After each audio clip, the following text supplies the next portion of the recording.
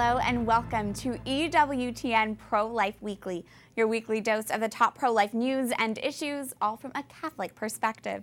I am your host, Catherine Hadro, in our Washington, D.C. studio. Thank you for joining us. In this week's show, we preview the upcoming March for Life in Canada. Planned Parenthood's president lands on a prestigious list. We speak out. And this. Human rights. You may think you've always had yours, but you would be wrong. We introduce you to the Canadian woman behind these creative pro-life videos that are sure to catch your eye. But first, our top story, we look at the scientific reality of late-term abortion in the wake of extreme abortion laws and media misinformation. Recently, 2 Democratic governors have come out against pro-life Born Alive legislation. Born Alive legislation simply requires babies who are born alive receive necessary medical care. Wisconsin Governor Tony Evers says he will veto his state's Born Alive bill. His comments came after North Carolina Governor Roy Cooper recently vetoed the pro-life bill in his own state. Meanwhile, another Born Alive bill heads to the desk of Montana Democratic Governor Steve Bullock. It's yet to be determined how he will act. President Donald Trump addressed the Born Alive issue head-on this past weekend at a rally in Green Bay, Wisconsin, when he called out the state's governor.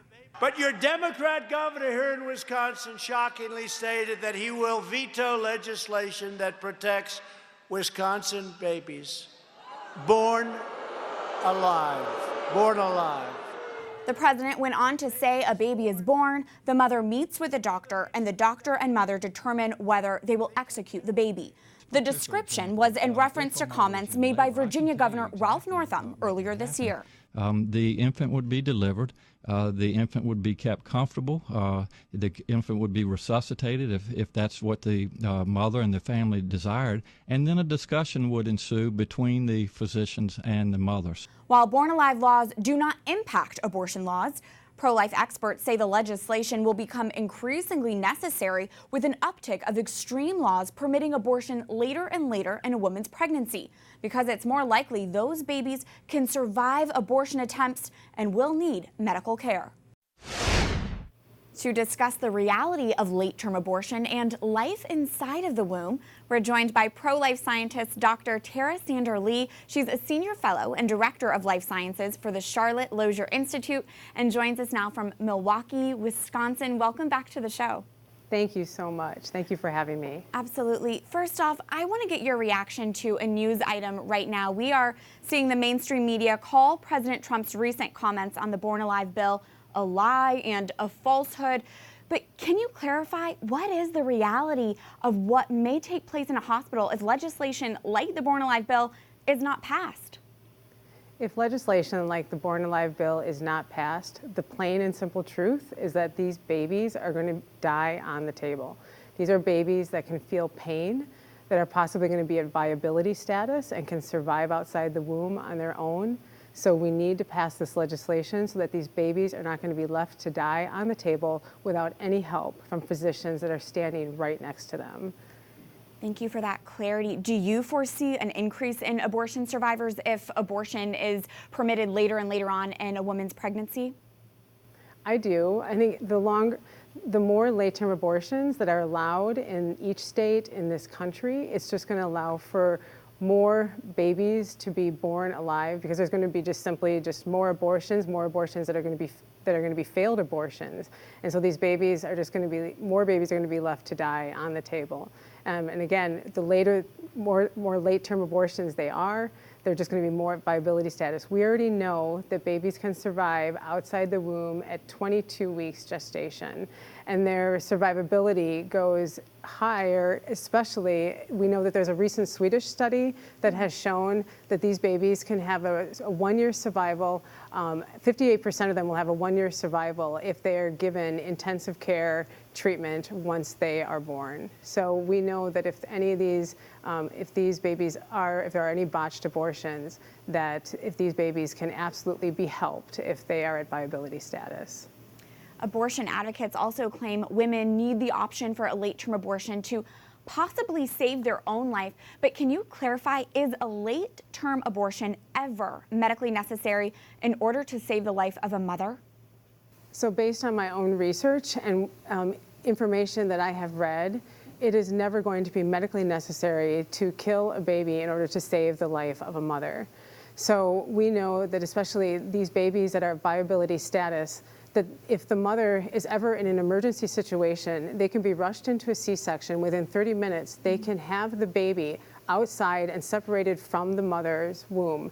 And if at viability status, that baby will absolutely survive. So these doctors can take care of both patients, both the mother and the child. And if the mother chooses that she does not want the child, then that child can be taken care of and that child can be put up for adoption. So, and even we know from the American Association of Pro-Life OBGYN, they have stated on their site that it's known that a mother is actually at a higher risk of death in having an abortion done greater than 20 weeks gestation rather than delivering a baby at 26 weeks gestation. So it's absolutely not in the mother's best interest to ever abort a child for her own health.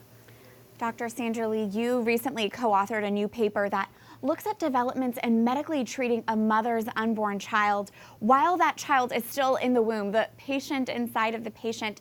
Get us up to speed. What kind of progress has been made in this arena of perinatal treatment? So this field is an amazing field that is just advancing so quickly, and it is so exciting. Like you said, we really are now at a place in our medicine where we can treat the baby inside the womb. It is treating a patient within a patient. And so this can be in the form of interventions that are both non-surgical as well as surgical. Non-surgical meaning that, like women, we know that there are certain therapies and medicines that be given to the women that will actually help to reduce their risk of having babies with birth defects. Probably the best known example is folic acid. We know that that will reduce a mother's risk of having a baby with spina bifida. But what's really exciting is that now the field has advanced, that now we can detect these birth defects even sooner in the womb, and we can actually, these physicians can go in between like 18 and 26 weeks gestation, and they can do surgery on these babies to repair their defect so that they have much better outcomes after they are born. And what's really an emotional topic, we have heard women say that they chose or may choose a late-term abortion if their baby has a fatal prenatal diagnosis. But can you speak to what the experience is like for parents who do not abort their baby with some type of fatal prenatal diagnosis? So as you mentioned, parents are going to face a really difficult decision, especially for babies that are diagnosed with spina bifida right around 20 weeks, where they're given the option to either, like you mentioned, abort their baby, or they could have this awesome in utero surgery done while the baby is inside the womb, or they can wait till after birth. But what's really exciting is for parents that choose the very courageous decision and option of in utero surgery, what that means is that their baby is going to have actually much better outcomes than even if they had the surgery after birth. So for example, spina bifida is where the spinal column does not close properly during development. And so the physicians can actually go in between 18 and 26 weeks, and they can actually repair that defect by closing that spinal, that tissue, and so that it is closed up so that there's no further damage to the spinal cord.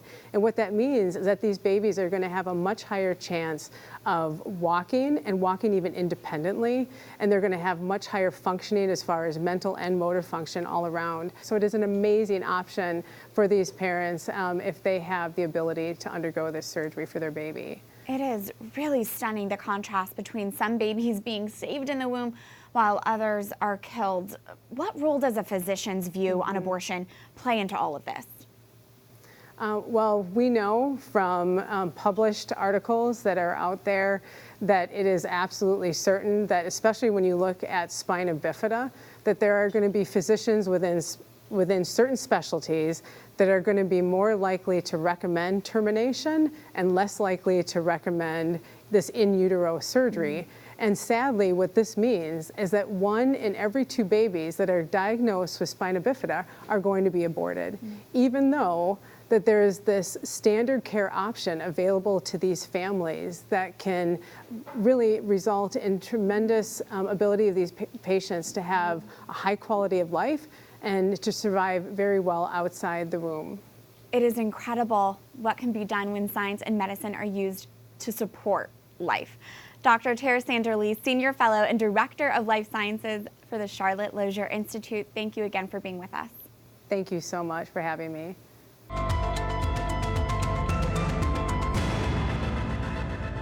In recent weeks, Democratic governors in both Wisconsin and North Carolina have rejected their state's efforts to pass the Born Alive Abortion Survivors Protection Act. Other Democratic governors may soon follow suit. This comes on the heels of the Senate's rejection of the Born Alive bill, House Speaker Nancy Pelosi's ongoing refusal to hold a House floor vote on the bill, and Virginia Governor Ralph Northam's defense of a late-term abortion bill that sounded like a defense of infanticide. In the wake of all of this, we go to this week's call to action. Tell the administration thank you for continuing to support Born Alive legislation. Go to ProLifeWeekly.com. Again, that is ProLifeWeekly.com. At this website, you can send a thank you message directly to the White House for continuing to support Born Alive legislation. This legislation simply requires an infant born alive after a botched abortion receives the same medical care as any infant born prematurely at the same gestational stage. It's common sense and should be bipartisan, yet when state lawmakers in North Carolina and Wisconsin recently put forward the Born Alive bill, it was rejected by their own Democratic governors. We must continue the drumbeat of this crucial and necessary legislation, which is why we are grateful the administration continues to emphasize its importance in speeches across the nation. Send a thank you message directly to the White House for its ongoing support of Born Alive legislation. Just go to ProLifeWeekly.com. Turning now to our next segment, Canadians prepare to March for Life next week. Campaign Life Coalition will hold the National March for Life in Ottawa, Canada's capital city, on Thursday, May 9th. Organizers say it is the country's largest annual pro-life rally and the largest annual protest on Parliament Hill. The first event, held in 1998, had about 700 pro-lifers in attendance, but now thousands attend each year. Joining us now from Hamilton, Ontario, Canada, are Matthew Wojciechowski, the Vice President of Campaign Life Coalition, the group organizing March for Life Canada. Also joining us is Kevin Dunn, a pro-life speaker, filmmaker, president of Dunn Media, and a face our EWTN viewers will see more of next week as he will be on the ground covering March for Life Canada for us. Thanks to you both for being here. Thank you very much. It's great to be with you. It's great to speak with both of you. First of all, for those of us who do not live in Canada, Matthew, set the tone for us. What is the pro-life movement up against there, specifically when it comes to abortion? Yeah, well, it's quite a large mountain to climb. This year marks 50 years of abortion on demand in Canada. Many viewers might know that there is no law in Canada. In 1969, there was the floodgates to abortion were opened by the decriminalization of abortion. And in 1988, that 1969 law was deemed unconstitutional. So for the past 20 plus years, there has been no law. And, the pro-life movement's we've been fighting. We've been trying to raise awareness. We've been trying to elect solid men and women, pro-life men and women to office. It hasn't been easy, as many American pro-lifers may relate. We've been backstabbed many times. We've been lied to many times. But, we got to keep our heads high, and we got to keep doing what needs to get done. Our current Prime Minister, Justin Trudeau, he likes to be known as the champion of abortion in Canada and abroad. Abortion is fully funded by taxpayer dollars in Canada. And at the same time, our tax dollars go abroad. So we fund abortion overseas, and we fund organizations like Planned Parenthood International, like Mary Stopes International, to commit abortions and to kill children in the womb in countries where it still is illegal to do so. Kevin, there is stunning data released from Alberta Health Services that I want to highlight. In 2018, there was a 50% increase in euthanasia across Canada. In Ontario, Canada's largest province, there was a 78% increase in euthanasia. Can you speak to this and the devastating reality of assisted suicide and euthanasia in Canada? Well, I think the stats kind of speak for themselves. What once was considered murder under the criminal code is now an option for people to ask their doctors to end their life. And that option is now slowly, as you see with the stats going up 50%, 70%. The main reason why people are asking for this is fear of losing my autonomy, fear of becoming a burden. It's fear over and over again. And we as a society, we can deal with this. We should be dealing with this in other ways. We should be giving doctors the support they need. We should be giving people the support they need instead of giving them lethal injections. So it's a very, very sad situation, and it's only getting worse because of these. Well, in this case, we do have a law. In the case of abortion, we don't have a law. But in this case, we have a law that is so broad and so elusive that it's even hard to put. It's hard to put a cap on. Thank you for that insight, and it really speaks to why next week's pro-life march in Canada is so important. Matthew, you're one of the organizers behind this march. Can you give us a preview of the events surrounding March for Life Canada? What do you have planned? Yeah, definitely. Well, I mean, we take a lot of cues from Washington, the March for Life in Washington. So over the years, it's grown to be more than just one event. It's actually half a week of events. We have a candlelight vigil that takes place on the eve of the march at a human rights monument in Ottawa, in the nation's capital. It's more of a prayerful experience for the people who attend.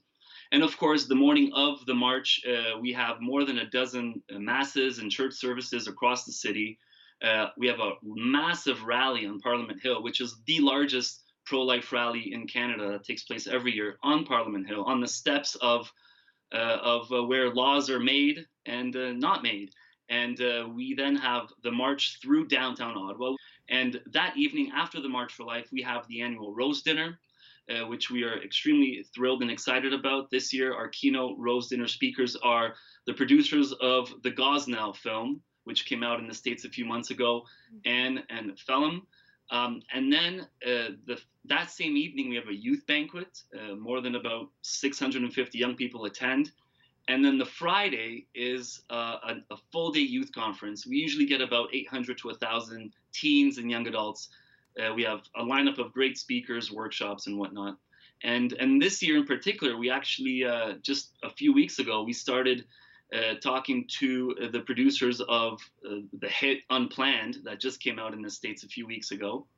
And as of pretty much Friday, we will be hosting a private screening of the film for the pro-life movement, for the leaders in the movement, for religious leaders and political leaders, to try to get them to see this movie, be inspired, and then help promote it in Canada. And Abby's coming up? And Abby is coming up. Abby Johnson is coming up along with some of the filmmakers and producers. Finally, Kevin, as I mentioned, you are a crucial part of our live March for Life Canada coverage next week.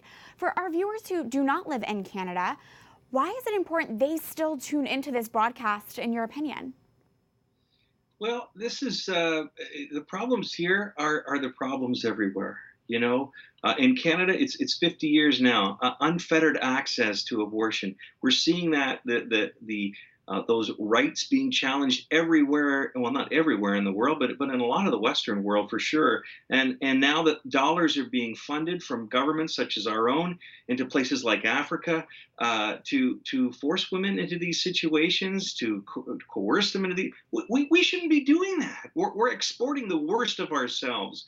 So to understand what has happened here is very important for the rest of the world. We just have to be part of the solution and get out there and be that reason for help that person in an unplanned pregnancy, help that person who's feeling like their life isn't worth living anymore. Give them the reason for tomorrow. And that's our call. It's our call as Christians. It's our call as society. And hopefully we can learn some lessons from what's happened here in Canada. Absolutely. Thank you both for your pro-life leadership. Matthew Wojciechowski and Kevin Dunn. Thank you both. And Kevin, I'll see you next week. Sounds good. We'll see you then. See you later. You can catch our live coverage of March for Life Canada next Thursday, May 9th, beginning at 11:30 a.m. Eastern through 4:30 p.m. I'll be hosting from our DC studio along with my co-host, Father Patrick Mary, and we'll be joined by our team on the ground in Ottawa. Catch it right here on EWTN. When we come back, Whatever you do, don't straight up say what it is. Using satire and creativity, one group is making a pro-life splash online. Stay tuned as EWTN Pro-Life Weekly continues after this break.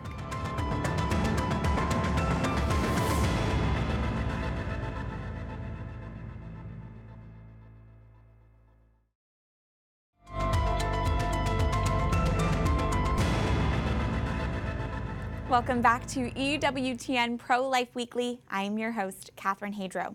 Time magazine included Planned Parenthood President Dr. Leana Wen in this year's list of the 100 most influential people of 2019. That's this week's Speak Out segment. Each year, Time magazine compiles a list of 100 people it claims has the most influence. 2019's list included people such as Pope Francis, Supreme Court Justice Brett Kavanaugh, and singer Taylor Swift. But Time also included the president of abortion giant Planned Parenthood, Dr. Leana Wen. And it was my childhood dream to become a doctor. Actress Cynthia Nixon wrote Wen's brief profile, calling her a, quote, fierce visionary. Nixon went on to praise Wen's work at Planned Parenthood, saying she is, quote, just what the doctor ordered. In an article accompanying the list, Time's editor-in-chief said he hopes the reader finds it, quote, as illuminating and inspiring as I do. There's nothing necessarily incorrect or inaccurate with including Wen in this list of top 100 influential people. She's at the helm of the nation's largest abortion provider. Sure, she has influence, but using that influence to target our most vulnerable is what we speak out against. And what's also jarring is Time's 100 list does not include one female pro-life leader.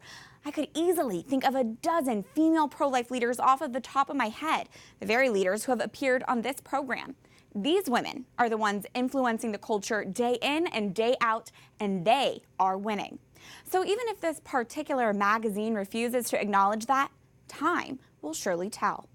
Remember, there is something you can do to counter today's culture of death. Follow this week's call to action. Go to prolifeweekly.com and send a thank you message to the administration for signaling its support of Born Alive legislation. There's so much on the internet and online that competes for our attention, but one pro-life group seems to capture it with their innovative and creative videos. Here's this week's Pro-Life Focus. You can't have an opinion. I know. Makes sense, right? This works out well because tiny humans in the womb can't voice their opinions. They'll figure it out. For anyone who thinks pro-lifers are boring, meet Laura Klassen. She's the founder of the Canadian-based pro-life group Choice 42. It's Choice 42. We named it Choice 42 on purpose so that it was ambiguous. We have two main goals with it. The first is to connect with Canadian women who are facing an unplanned pregnancy and then be able to refer them to their local pregnancy resources. And the other half of what we do is challenge the abortion status quo publicly. One big way Choice 42 gets in the public eye is through online and social media content. They've released powerful life-affirming videos to reach women in need. My daughter, Serenity Grace, she has changed my life for the better. She is literally the definition of her name. But the group's most popular videos take a more upbeat tone, featuring Klassen wearing her now signature pink wig and using satire to underscore problematic pro-abortion reasoning, like how abortion advocates always seem to avoid the A word. Stick to more uplifting terms, such as self-care, healthcare, repro rights, or my favorite, choice. Or in the magical birth canal video, when Klassen pokes fun at how some abortion advocates determine when a human life begins. Not a person, not a person, not a person, coming out the other end, a person! Human rights! Or this creative concept, which premiered ahead of World Down Syndrome Day. I love people who have blue hair, but like after they're born though. No offense. I totally respect and value you as a human being now. But before you were born, it was a completely different story. Just saying. Thanks to Each one of those videos came out of something that I was really irritated with, a slogan or something going around in the pro-choice community that was really bugging me. And so every time I'd get really irritated by one of those, I just start coming up with a video idea. And I just wanted to show their arguments coming from their side, and just to follow them through as to what they're actually saying. So that character's really good for that, because we can do exactly that. The creativity is catching on. When a new Choice 42 video is released, it's quickly shared around social media and picks up thousands and thousands of online views. I think a lot of people learn about Choice 42 because of your YouTube videos and your online presence. Can you speak to the importance of reaching people online and through social media? Yeah, so one of the reasons when I started Choice 42 was that I realized there was a gap in terms of the women who needed help and then the centers that were there to help them. Like, they didn't know the centers were there. Mm-hmm. And so the abortion clinics were really great at advertising themselves. So women were connecting with the abortion clinics. So I thought, we have to get in there. And then just like with anything nowadays, everything's through social media. So that's why we've gone that route, and that's how we're connecting with people. Klassen is based in Ontario, Canada, where her pro-life voice is especially needed. What are you up against that you think the rest of our viewers should know who do not live in Canada? Yeah, so Canada does not have an abortion law, which most Canadians don't even know. So abortion is permitted throughout all 9 months for any reason, which is ridiculous. And when you tell a Canadian that, they won't even believe it. But through her innovative ways, Klassen and the rest of the Choice 42 team are opening people's eyes to the reality of abortion, because sometimes the absurdity of the abortion arguments can point to the simple truth. The problem with this catchy little phrase is that it's wrong, because science. I'm going to get really scientific on you for a second, so bear with me. My body does not have 2 heads, 4 arms, or 20 toes. Just saying. That does it for this edition of EWTN Pro-Life Weekly. Remember, you can watch EWTN's live coverage of March for Life Canada on Thursday, May 9th from 11:30 a.m. to 4:30 p.m. Eastern. Until then, I'd love to hear from you. You can email us at prolifeweekly@ewtn.com or look for us all over social media. Just search for EWTN Pro-Life. And remember, life is a gift. Your life is a gift. God bless.